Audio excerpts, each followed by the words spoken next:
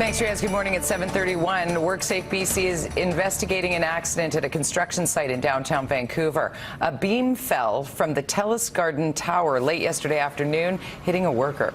The person is reportedly in stable condition. The site was evacuated and traffic was blocked, with a pane of glass still dangling from the building several hours later. The new office and residential complex at Richards and Robson is scheduled to open next year. There are calls for the justice system to re-examine the way it deals with high-risk sex offenders after the murder of a Surrey teenager. 43-year-old Raymond Casey is charged with second-degree murder in the death of Serena Vermeersch, and he was considered a high risk to re-offend. The parole board said he would likely commit an offense causing death, but Casey was released last year because he had served his full 22-year jail sentence. Under the criminal code, he could only be imprisoned if he breached his release conditions. Experts say Section 810 could be amended to allow imprisonment in extreme cases. You have to have maybe some kind of a hold on people where there is a real danger that the person is still a danger to the public. But the fact is, though, if you've already served your sentence, you have paid your debt to society. So it's pretty difficult for the system, society, to put that person back in jail after they've done their sentence. A Vancouver chef has admitted to illegal voyeurism after installing a camera in a restaurant washroom. Alan Bosmworth left court after pleading guilty to secretly observing or recording nudity in a public place. He installed a hidden video camera in a washroom used by customers and staff at Two Chefs and a Table. Bosmworth was the co-owner of the Gastown restaurant, which has since closed. He's back in court for sentencing in December. Elizabeth Denham calls it a step backwards. BC's Information and Privacy Commissioner is slamming the provincial government for being less than forthcoming. I'm really disappointed in what we found here, and I think the public is disappointed as well.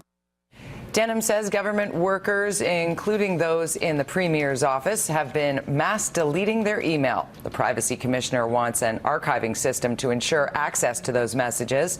Denham is also unsatisfied with slow or even no response to the Freedom of Information requests. It impacts everybody, citizens, journalists, media, political parties.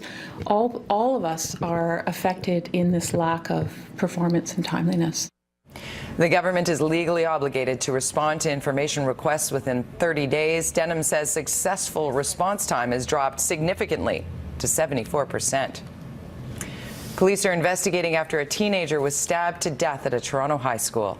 A 17-year-old has now been charged with second-degree murder after 19-year-old Hamid Aminzada was killed yesterday afternoon. He was stabbed during the lunch hour at North Albion Collegiate Institute in the northwest part of the city.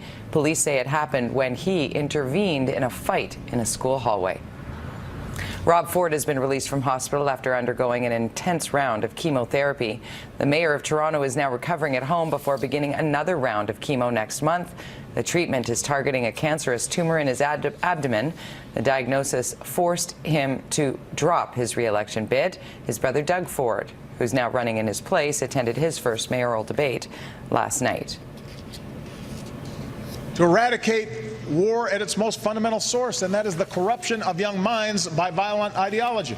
This is a live shot from the United Nations headquarters as U.S. President Barack Obama addresses the General Assembly. Obama is talking about American efforts to defeat the militant group Islamic State in Syria and Iraq, the crisis in Ukraine, and the Ebola outbreak in West Africa.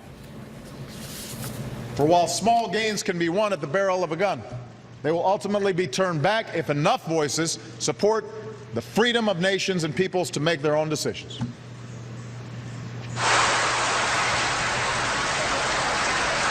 India can now call itself a deep space explorer. The country has placed a satellite into orbit around Mars. Scientists broke into cheers there when the craft reached its designated place. The Mars orbital mission has developed with homegrown technology for a bargain price of $75 million.